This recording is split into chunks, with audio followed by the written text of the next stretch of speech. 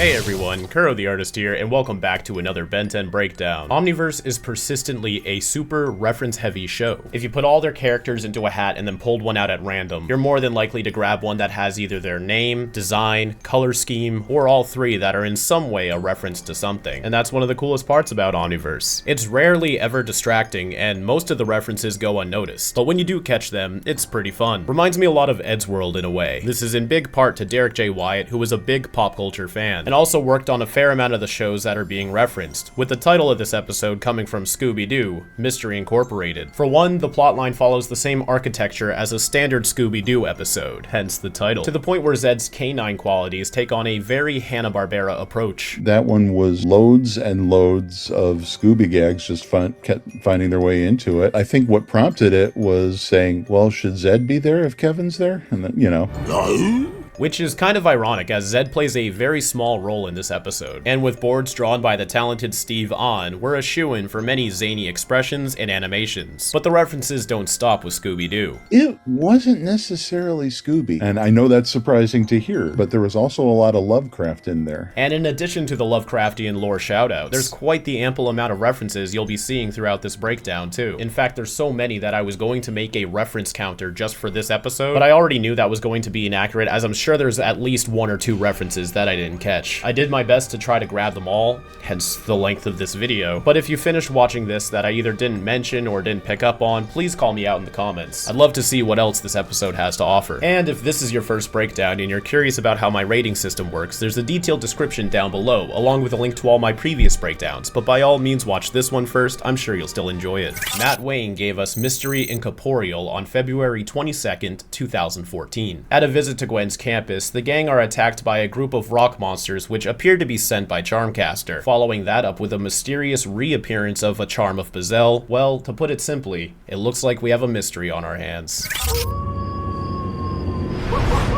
Another classic Kuro Frame 1 analysis. There's actually a lot to talk about here. Contrary to popular belief, the name doesn't just sound like Freakin' University, but is actually named after William Friedkin, the director of The Exorcist. And the whole theme of this campus is very Lovecraftian, Edgar Allan Poe stuff. Well, Matt Wayne said it best. My pitch was, what's the worst possible thing that could happen to going to a college in the eastern U.S.? And that would be Stephen King atmospheric horror thing, or so there was Lovecraft. And as we'll go throughout this little trilogy of Friedkin University episodes, this being the first one, you'll notice there's a ton of development with the location, the side characters, and the storylines that happen within here. This was all to set up a Gwen spinoff. Now, the information on that has always been scarce, but it's commonly believed that the Gwen spinoff that never happened was going to be set here at Friedkin University, which is why there's so much development towards it. And these episodes were like laying the groundwork for an example showing how much Gwen-centered stories can bring, as she's very popular in the Eastern Hemisphere. There was, I think at one point there was even like a whole website dedicated to just her, like her character. I don't know if I can find that or not, but if I can, it'll be on screen. And the design itself is very nice. Like I said, there's a lot of detail and love and care put into here. And with this also technically being part of the Galactic Monsters arc, introducing this setting within this season also fits much nicely.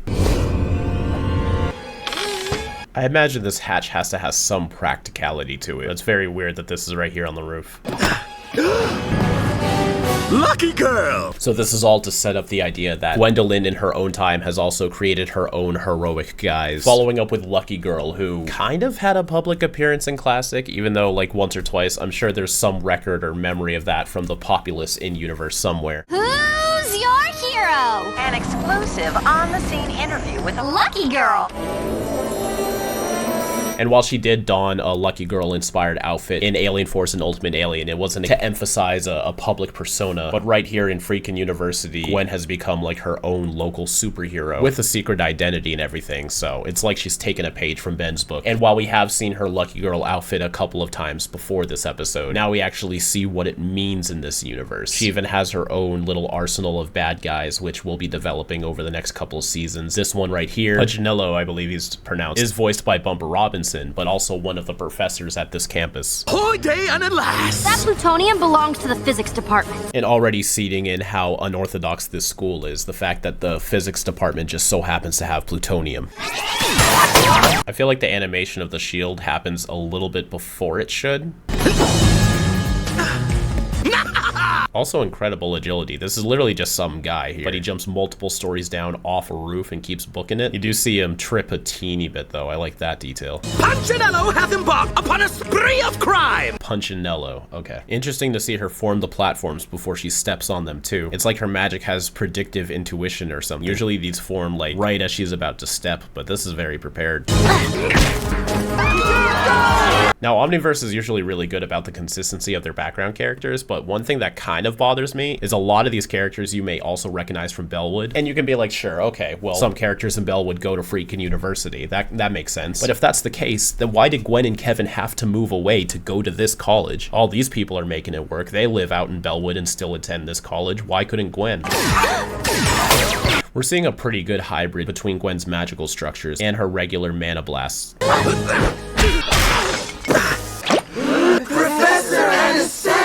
This is a preface to the mountain of Scooby-Doo references we're going to get in this episode. While Matt Wayne did say that this wasn't straightforward just a Scooby-Doo reference episode, there is still quite a lot of Scooby-Doo references in it. Everybody kind of knows this as like the Scooby-Doo episode anyway, so. From the drama department? And if you're unfamiliar with Scooby-Doo, usually episodes end with them unmasking the horror creature or the monster or whatever it is. And it's usually some like business mogul or someone scorned trying to get revenge or something. It's always just some guy in a costume, so this very much plays into that.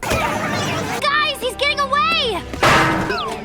Hello. Pretty good way to introduce Ben and Rook into this episode. This scene directly parallels when Gwen and Kevin first reappeared in Omniverse back in season 2. Did you miss us? Hey, Tennyson. Hello, lucky girl.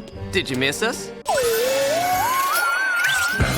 Ah, yes, so now it's finally time. We saw the Galactic Monsters variation of the intro in the previous episode. It is a complete theme remix with some altered animation, some new animation, all for the Galactic Monsters branding, which I still want to hold off on talking about just yet, but we can talk about the intro. So the intro actually does start the same. This is all reused animation, but with a different color palette. Not only do they shift everything to have a purple hue, but they have this green outline to them, so they had to go in there and really do some work. You can even see certain things have a glow effect to it, like Ben's Omnitrix bands here.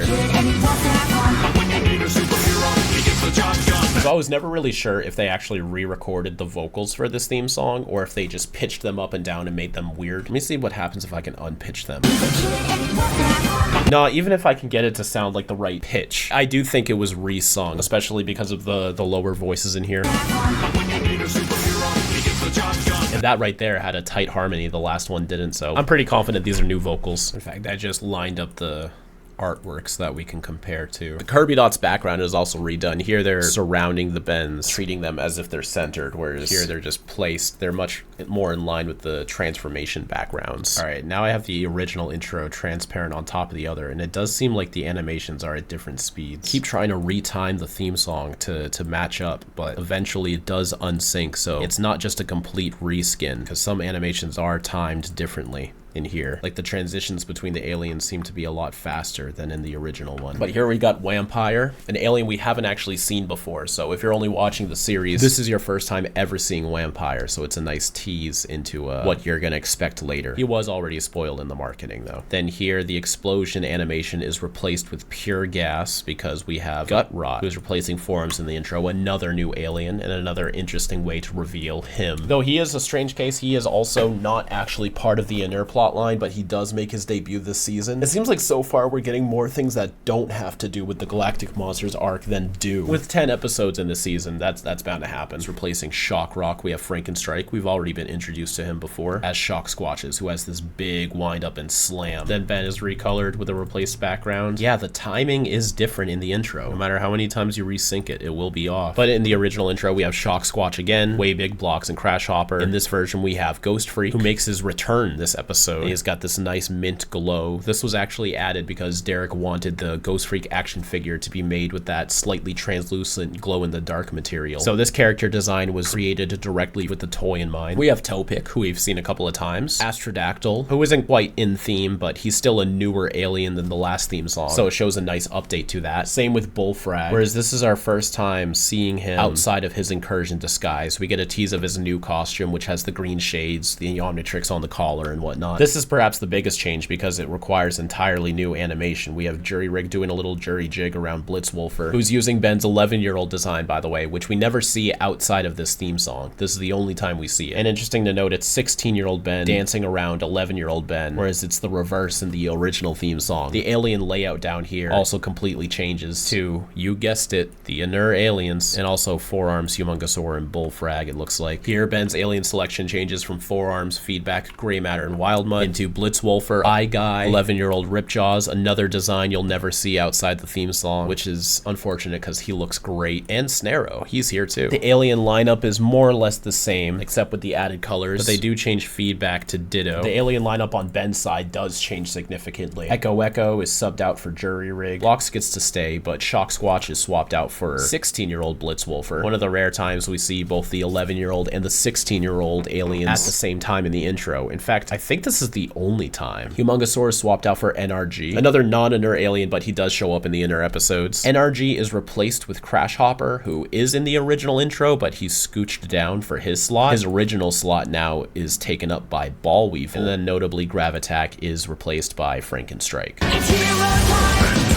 I never really liked this though, the Galactic Monsters logo slamming on top of the Ben 10 logo. I really wish it was underneath it as like a subtitle. Putting it right on top, just, I don't know, maybe they didn't have access to the original asset anymore. Another good look at Freakin' University. Love the gargoyles.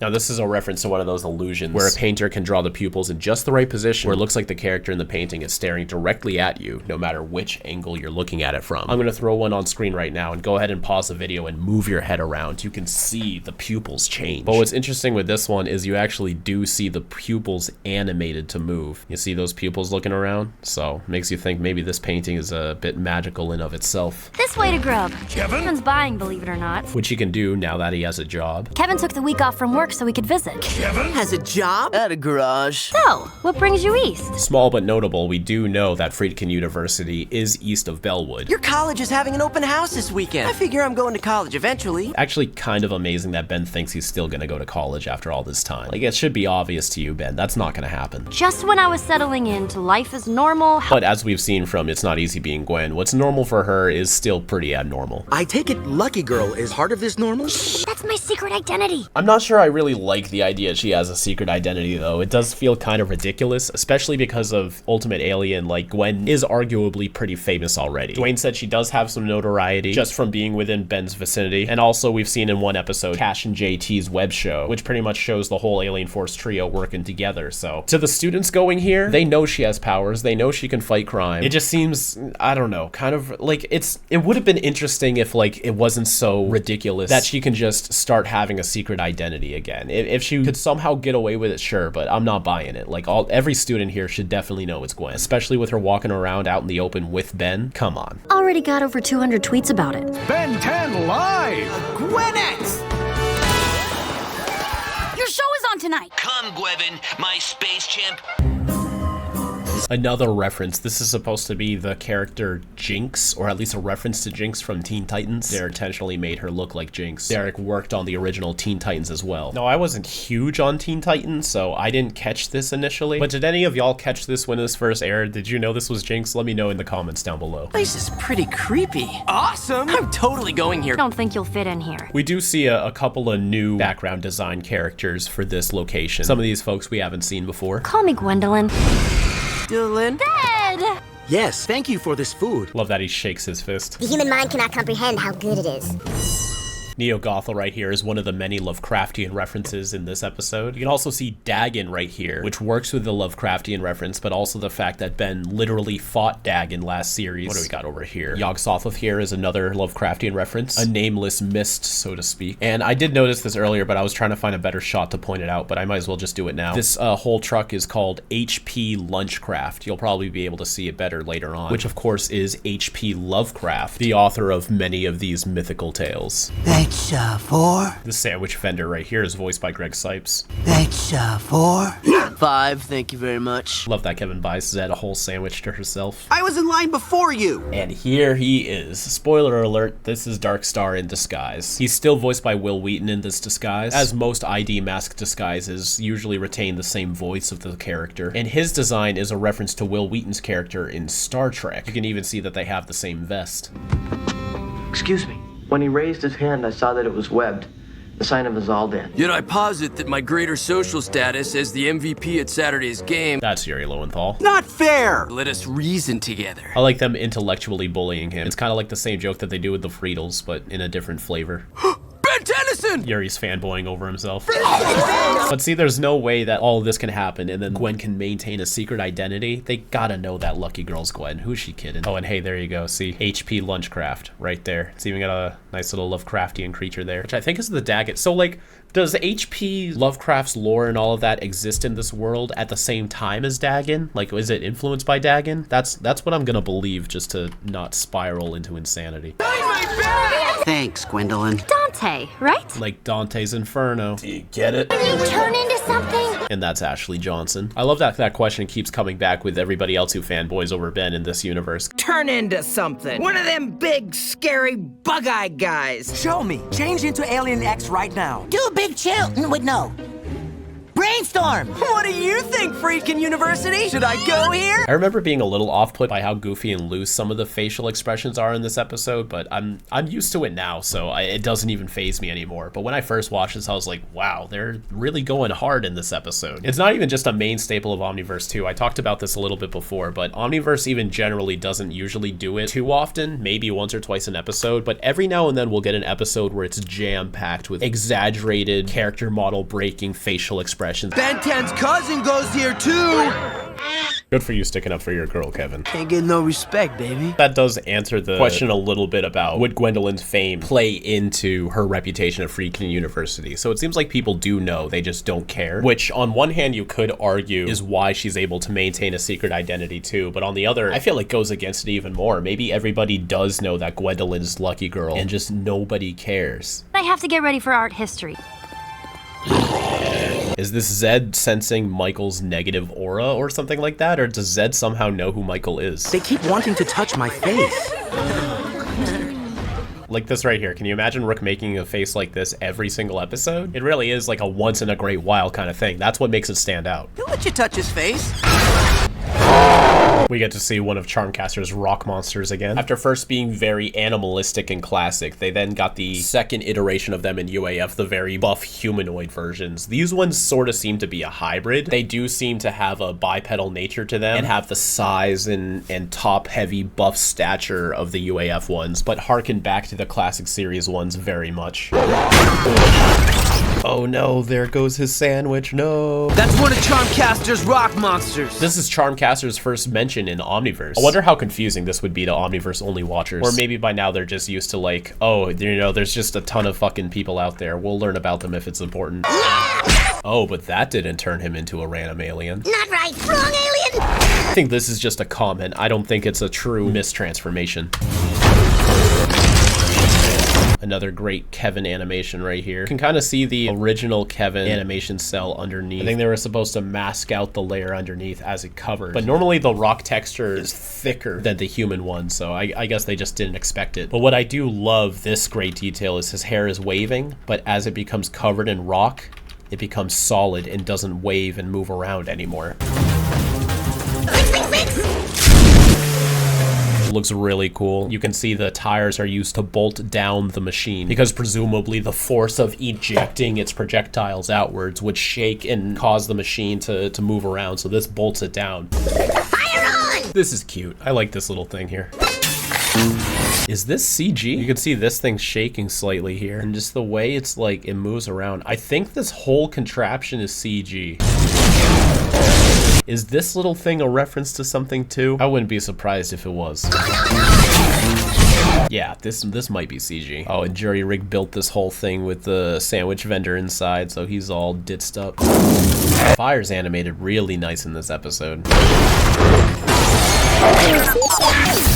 Now that is interesting. The rock monster bites onto the Omnitrix dial right here. We're actually getting like a inside the mouth of rock monster POV shot right here. And it does this giant explosion. It's almost like the defensive pulse from Classic. If it is, we haven't seen this in so long. Yeah, very interested to see what that was.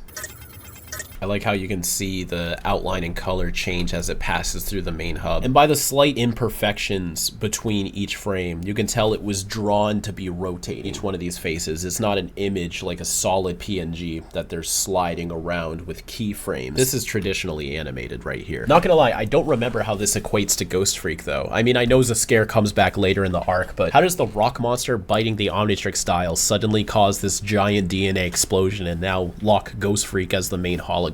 That's a lot of shit to consider. Like that's a lot. I'm not sure it makes sense or not, but I guess we'll find out. Okay-ish. In fact, if you're an Omniverse only watcher, this doesn't make any sense at all. Are they gonna do any backstory to that? Come on, Rook! I'm assuming this right here is Shakespeare. I'm not quite sure who this guy is. Another great location for Freakin' University. We revisit this hall in another episode too. Charmcasters. This Charkmaster, is he dangerous? So this is how we're gonna do the recap for the Omniverse fans, I get you. The most evil sorcerer in 2 dimensions? Most evil though? I mean, wouldn't that go to Adwaita? The Plumber Academy's files on magic keep mysteriously disappearing. I wonder if that's a joke about Alien Force attempting to retcon magic for a period of time. That's kind of funny if it is. I'm gonna get a little bit picky for a sec. So when we see exaggerated animated shots like this is purely just for the aesthetic, right? Like Gwen didn't literally become a giant head and have flames in her eyes and have a really tiny mitten hand. We understand that this is just a funky visual. But with something like this, are Ben, Rook, and Kevin literally going like You can argue it's the same thing, but I don't know. I feel like there's a difference.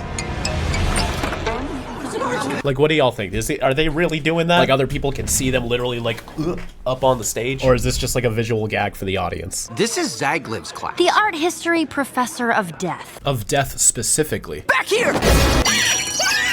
See, that I can excuse. I feel like this is something like they're not literally having white pupils and stuff like that. But I don't know, something about this right here just feels a little bit too tangible. Gwendolyn Tennyson. Professor Zagliv right here is, of course, Vilgax spelled backwards. They'll cover that later. But is also voiced by Stephen Bloom, which is a nice touch. Her hair is curly around the ends, very reminiscent of Vilgax's tentacles. Looks like we got a mystery on our hands. Another Scooby-Doo reference. It looks like we have a real mystery on our hands. And that's obviously supposed to invoke Scooby. Now behold, students. That would be a sick tattoo. Can you imagine getting that shit across your chest like this? Separate Rococo arc. Poor Zagliv. No one's taken her class. I wonder how many of these portraits are real people too. This is like a skull spewing out blood over its dome. Rigid ornateness that was in vogue for much. So in this shot, you can see Kevin's already leaning back, but then we cut to here and he's up again and you only see him just now starting to lean back. The mystery here is how anyone stays awake. You sure you want to go to college, Ben? And what was that earlier style? Zagliv's makeup reminds me a lot of drag queen makeup. They do a lot of the big colorful eyeshadow patterns all the way up to the brow. Or Chapel Roan too. Baroque? I just got paid. Gwendolyn Tennyson, leave this lecture and take your disruptive... Hold the fucking phone. You're facing forward, right, Zagliv? Like, you saw everything that just happened in real time. You can see how it's not Gwendolyn, and she's actually trying to shut up her friends, and she's getting blamed for this. I take it back, Zagliv. I would not take your class. Moving on to antiquity. On loan from a private donor. I presume that private donor is supposed to be Hex. I think that it's one of the charms of Bazel. I thought those were destroyed when we were kids. Which time? I happen to know it was inscribed with the mystic rune for distance. Also notable that Michael does know this. He seems to have been taking a big interest in magic ever since Ultimate Alien. Can't quite see her yet, but this character is supposed to be a reference to Raven from Teen Titans. And it's hard to see, but this statue is Edgar Allan Poe. I think we get a better look at it in a later episode, but it's here right now. A monster? Wow. Shut the fuck up. She did chase me out just before she brought out the magic. It reads Poe right here, so this is your good look at it for now. Professor Zagliv may know who you really are. Ironic, because none of them know who he really is. The Omnitrix has only dialed in Ghost Freak since the rock monster bit it. You think that's related? Though that line without any build-up or establishment is kind of bold to just throw into the script casually. I know we're 5 seasons in, but still, if you're only watching Omniverse, this is a lot to take in. Well, now it's working okay.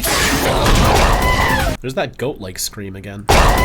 Someone told me it's not the actual screaming goat, it's just a stock sound effect that's reused a lot, like the Willem sound effect, but it sounds like a screaming goat to me, so I'm gonna keep calling it the goat scream. Here we go again. He pulls something out of his pocket. For one, that shows he's actually storing stuff in here. And for two, it harkens back to when Gwen was going to give Kevin that bag of materials to absorb. And he gets these awesome spikes all around him too. Frickin' one-shots the rock monster. Look, everybody! Even back then, they had people instinctively pulling out their phones to record stuff. Right around this time, 2014, it was becoming pretty commonplace for people to do that, but not quite reflected in media. Media is always a little late to it. Does make you wonder what the point of people riding on the rock monsters are, though. They don't need to be doing this. And Michael's putting a lot of faith into Gwen protecting him, because if she didn't do this, he would either have to blow his cover or he'd get smacked. But once again, everybody surrounding can see her do this. Who's lucky girl? Thank you, lucky girl!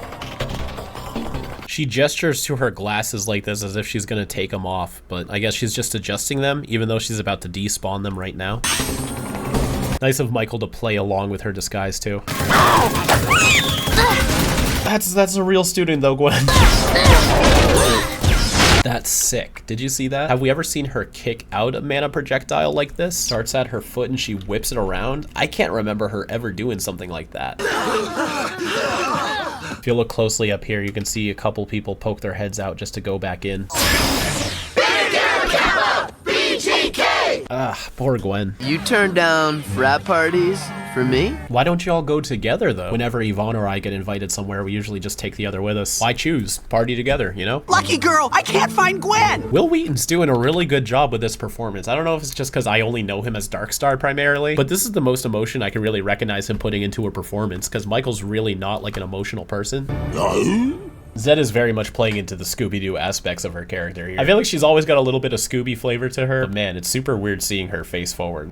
Think you're smart, don't you? Zagliv spelled backwards is Vilgax. It's kind of hard to determine that phonetically, though, unless you've seen it written down. Squid face. This poor woman, though, like knowing this really isn't Vilgax, this is terrible. So Zed has good intuition. She was able to tell that something's up with Dante, whether or not she recognizes what it is or not. But here, she's like ganging up on Zagliv. I doubt because she can sense she's any kind of a threat, but just because of the fact that Kevin is. So she's very loyal to her owner. Aha! Give me that! Ugh, that's terrible. Professor Zagliv was a red herring. Maybe for us, but in universe, it's not like Charmcaster or even Darkstar set up Zagliv to be someone to take the fall for them. You're also not passing this class! No way she's got her wig looking that fine, just placing it on like that. Y'all ever put on a wig before? It takes some effort. This is a pretty stupid move. Michael doesn't have to reveal himself and announce what he's doing here. Then again, Michael is a very showy person. Remember when he revealed himself in Absolute Power? You pathetic imbeciles! This was my plan from the beginning. Dante Drescher! He has a last name? Is that a reference to something? Where does that come from? I can't find anything. Maybe it is just a name. It's very accurate to how it looked like in UAF with these solid black colors, but the white outlines and then the little sparkles around it. Though from this angle, his hand doesn't have those attributes. It does say telekinesis. This doesn't quite fit the art style. Also just made me think, would it have been cooler if Dante was his own character? I love the idea of bringing Darkstar back, but maybe Dante should have just been his own dude. Maybe Darkstar's younger brother or something, I don't know. That's sweet. He stops Gwen's first mana bolt, but then absorbs the second into the first and then sucks the energy into him. Though in this shot, he's standing perfectly straight up, but then we cut and he's hunched forward. Lovely Gwen. Yeah, that's Michael for you. Your mana is too sweet. Though now that he's revealing himself, is he doing that voice? Like, is he making himself sound like this? Or is that the ID mask? Has he ever been able to use his dark energy like constructs like this before? I feel like this is new. Thank you for giving me your power, lovely Gwen. You can see the outlines on this animation layer that were supposed to be in line with Gwen. But with Gwen's animation layer, they added this digital motion blur effect, which makes this stand out a lot more. And the targets of his absorption being in this desaturated, slightly blue color scheme. That returns from UAF 2. Let go of my... That's new though, this aura burst, presumably just from the charm of telekinesis. In fact, the charm of telekinesis is probably how he's doing this as well. That seems to make sense. And lucky girl, really. I feel you, dude. Wow, this picture was drawn on front instead of being inserted as a digital asset. Nice job. And now we're entering our third major Scooby-Doo reference. Big hallway chase scenes like this are presumably just to look visually interesting and show the chaos of a chase. But here, I'd believe all of this is actually happening. Like them going to different rooms and stuff just because of the magic nature of this school. I'm gonna be a hater. This is a bit much. Yeah, I have no joy in my heart left. I don't like this. Here she is. Was that so difficult? Why is Michael still talking like this? Is that the ID mask? Contigo! There's that spell again. It always changes what it does. Contigo! You pick up a few tricks. So if somebody cut you off from your supply, Contigo! What did you do? Contigo! Maybe it's just like a concentration spell, like you use that to gather your energy to perform the spell, and it's not the spell itself that Contigo does. Hail, Dark Lord. Michael's got his old cult going on, and this is neat. This is going to become Gwendolyn's headquarters soon. Let's get my good looks back. You can hear the vocal effect of his helmet chime in right before he takes off the mask.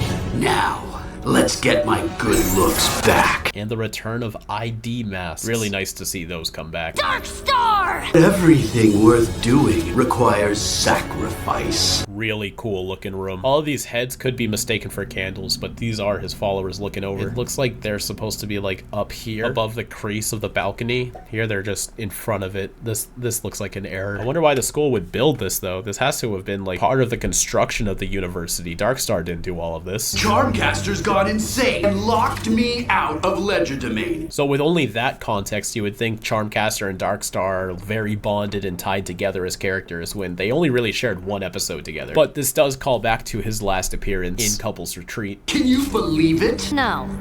Well, she did. I'm going to bring the energy of Legerdemain here. You mean you can't do that and live? As per Omniverse standard, Darkstar does sound and look a little bit more cartoony than he normally is. This Kevin transformation does look like it was aided by a digital mask. You can see the creases of his sleeve are cut off until it fully absorbs over him. Maybe Big Chill, Armadillo. You can tell by the color that this is an actual magical spell he's doing, not just part of his natural abilities. Just so much life force, Master. Oh, Raven talks. I forgot about that. All mana comes from Legerdemain. That's not how it works. Open a portal. The mana must be returned in its original packaging. To open a portal, I guess, if you're not using the door to anywhere, but I don't know. I mean, mana is just life energy. Legerdemain didn't create the Earth. You, on the other hand... Nice to see he still has his old abilities, though. If you watch her other hand right here, it doesn't age along with her face or the first hand that Darkstar is holding. Margie's so lucky. Jesus. Also, is Ashley Johnson every single one of these characters? Once, that would have sustained the change back to Michael Morningstar. He speaks of himself as if he's not Michael anymore. I know he said, Michael Morningstar no longer exists. Now I am Darkstar. But that line, I don't know, it's taken it to a new level. Ben, transform, please. Keep them away! Ghost freaks again? I don't need to transform to fight. Alright, so he's not transforming purposefully because of the Ghost Freak holograms. I can buy that, but it would have been nice to see him try to do that during the door stage and not waiting till here. There's Yuri practicing for his future role as Spider-Man. Incredible. Oh my god. The strength on Rook. Yoink, slams it all around, boom, boom, boom, and the weight piles up with each impact. Rook is so strong. Kevin practically just flies up into the air with that leap. They're all so powerful now. Maybe it's just because they're under Darkstar's influence. I'll remember when the rock monsters actually could hold their own. You can see all these characters drain and turn old. I wonder if their old forms each have a model sheet too. So did Darkstar get these people to follow him just because he started a cult? I did theorize he had a form of mental manipulation powers back in his debut episode. The raw aura of Legerdemain's portal cracks his mask. I've done it! The Omniverse art style does not serve you well, Michael. Oh, hey, look, here's the statue. Never mind. I'm more beautiful than ever! I don't know, maybe it's the tiny eyes or the gigantic pompadour like hairstyle he's got going on, but something about his face just doesn't do it for me in this show. His golden abilities have returned too, and they also look pretty much the same. Orange glow is kind of new though. What's that doing to them though? He's not even draining them, just doing a little zippity zap there. This town is crawling with food! Town? So he's after more than just Friedkin University. Right here he has what looks like a hood, probably the black part of his mask. Nothing on Earth can stop me! You want Ghost Freak? You got it! Ooh, you can see some yellow lightning around his Omnitrix, as if Michael really does have something to do with this. I don't know, they don't really explain this, I don't think. I'm not sure this ever comes back up, why this whole Ghost Freak thing happened. Well, so far so good. So glad that they brought back Steve Bloom to do Ghost Freak. Oh, now don't tell me you're afraid of old Ghost Freak. Ghost Freak, now you're under my control. I didn't mind Jeff Bennett that much, but you can't beat Steve Bloom's Ghost Freak. Definitely has a lot more humanoid proportions than the original sock puppet looking dude. But I'm not a fan of the chains. I get it. I understand why there's fans of it. I don't know, makes him look like a cereal mascot to me. Stop! No! What is Michael doing to her? I'll be quick. Ghost Freak doesn't invert when he becomes intangible anymore. We do get this neat neon green line through him though. That's something. I still feel like me. Maybe I don't have to be scared to use them anymore. Again, so much missing context for Omniverse only fans. This episode is far past making sure people can follow along if you haven't seen the previous episodes. Even as far back in Classic, I feel like you need like all 3 series worth of information in order for this episode to make sense. As it should, you know, it is canon. All these series are canon. As I pointed out in my recent pausings video, you can see Zascare's skull. I always loved that touch. Mana is life energy, Mike. I'm a ghost. I don't have any to absorb. I mean, he's not a literal ghost, but still. Interesting that ectoneurites don't have any mana. Also, did he call him Mike? Mana is life energy, Mike. Yeah, he hasn't been called Mike since his debut. Possession is 9/10 of the law. Big Tennyson is awesome. You hear Ghost Freak and Michael's voice at the same time. Stop hitting yourself. Loody-doo, I'm dancing.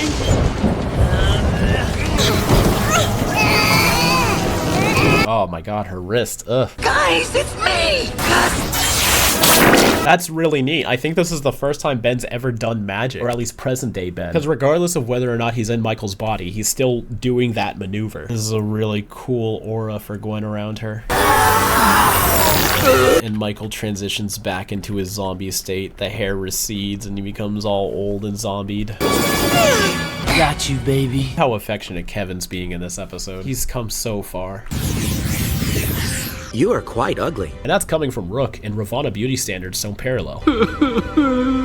Make sure you keep this symbol in place, officer. Gwen's got a really solid hold over Michael's biology now. She's able to give him enough mana to sustain himself for a year, or can now repress his powers just by one symbol. Is Ben 10 still around? I'd feel more comfortable hearing it from him. Okay, boomer. Also, that's Yuri Lowenthal too. Is Ben 10 still around? I'd feel more comfortable hearing it from him. Not perfect, but I mean, you can hear it now, right? And that's a big deal. Now she can genuinely fly. She usually can't do that without a major power boost or in her Anodite form. We've gotten close a couple times, like she's like levitated before, but this is full on flight, and it's thanks to a charm of Bazelle too. Really great addition to her power set. It is a shame the charm of telekinesis was never recovered. So she's stealing it. We get 3 aura sound effects there. The aura of the magic symbol. You hear that? Then Darkstar's powers, and now the big mana shield. And who could it be? Charmcaster, not still angry with me? And we get our first look at Charmcaster in Omniverse, who takes a lot of inspiration back from her original classic series appearance, but still maintains a lot of UAF elements. It's a really good look for her. It's almost like a post-credit scene. There's this scare coming out of Ledger Domain. We get the square pattern all the time, but I think this is the first time we've really seen it try to be justified as like a shadow of like an object reflecting a shadow onto the ground. Or at least the first time this prominently for me. Yay, they're bonding. Check it out! He gave me an honorary degree! Guess I won't be going here after all. That's Dr. Tennyson. Okay, sure. It's just another thing that never comes back up. It's not a huge deal. Like how he technically owns the Earth. Ah, the ratings. I had a lot of fun with this episode. We're gonna start it off with a 3 in plot. This story had a lot of great concepts, catching up with Gwen and Kevin on what they've been up to, establishing Friedkin University. Zed was in this, which is a really nice touch, following up on other loose plot threads like Dark Star, Charmcaster, and sort of the Ghost Freak plot, but that's also where points start getting reducted. We never find out what the tie Ghost Freak specifically was to all of this. Yes, the scare does come back, but they don't really have to do with each other, especially because of the fact that Ben did casually use Ghost Freak and Ultimate Alien. So setting this up like it's some type of big deal that he's using Ghost Freak again after already having that scene is kind of strange. A lot of what Michael was able to do was kind of random too, like having the Charmcaster rock monsters or getting the cult. All this feels like it just came out of nowhere. And the whole Gwen's secret identity thing, like I've bit into that, but I don't know. Once you get past the idea that it's cool to see Friedkin University, this episode is very weird and things don't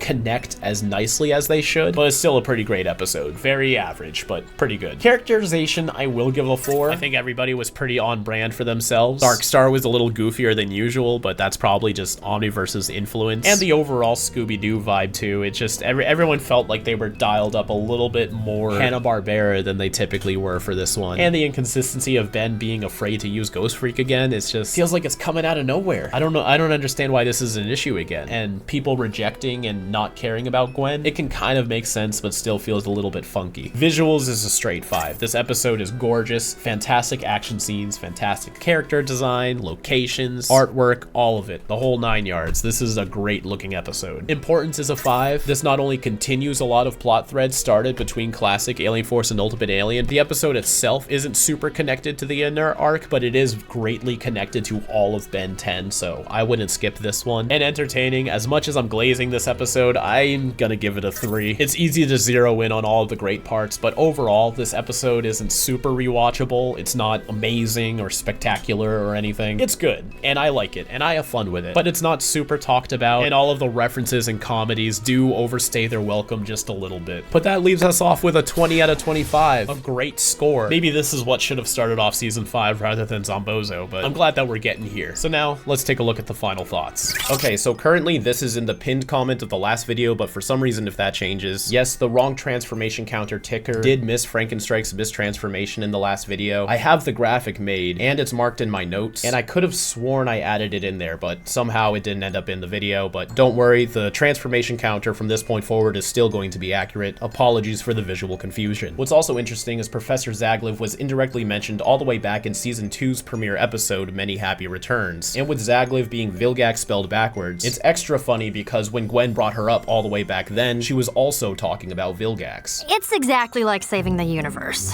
Just replace Vilgax with a pompous art history professor. This is Zagliv's class. The art history professor of death. And spoiler alert, she's not the only Vilgax imposter coming up. Get your keytars ready. And when Darkstar drains the mana from all of his cult following to open the portal to Ledger Domain, the animation strongly resembles the souls being sucked out of the trio and the surrounding denizens of Ledger Domain when Charmcaster did a very similar thing in Ultimate Alien. I also missed shouting out the third major character reference in this. There wasn't really good shots of her in this episode, but she is there. Concluding the trio of character references, Jinx, Raven, there is also Stalking from Panty and Stalking and Garterbelt, a show that already got referenced with a way bad design. And lastly, Zascare was listed in the credits, even though he didn't speak in this episode. Perhaps he did have a line coming out of the portal or something. So while he did make a small cameo, he didn't actually have any dialogue. Now here's the part where I would go over all of the polls from the last breakdown, but not gonna lie, I'm recording this one so far in advance, I actually haven't gotten the results of all the polls yet, so I'm going to introduce the new polls now and cover the last video's results and this video's results in the next full breakdown. The first question I have is whether or not you like the storyline of Gwendolyn trying to have a secret identity, or if she should just openly be Lucky Girl to the public. The second is a pretty standard what's your favorite Ghost Freak design, followed by what's your favorite Charmcaster design, and lastly, on the notion of bringing up Gwen's canceled spin-off, there's been quite a number of canceled Ben 10 projects lately, the canceled Reboot Kevin spin-off, the canceled Alien Swarm sequels, and most famously, the canceled theatrical film. Out of all of those projects, which one would you choose to come to fruition? Let me know what you think in the community tab when this video goes live. I hope you all have a fantastic rest of your weekend.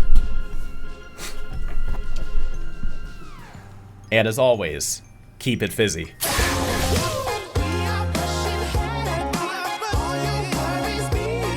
Special thanks to Andrew Analik in the ink cartridge tier, and Elizabeth Susan in the ink barrel tier. Your contributions greatly help out our projects, and we hope you continue to enjoy our content.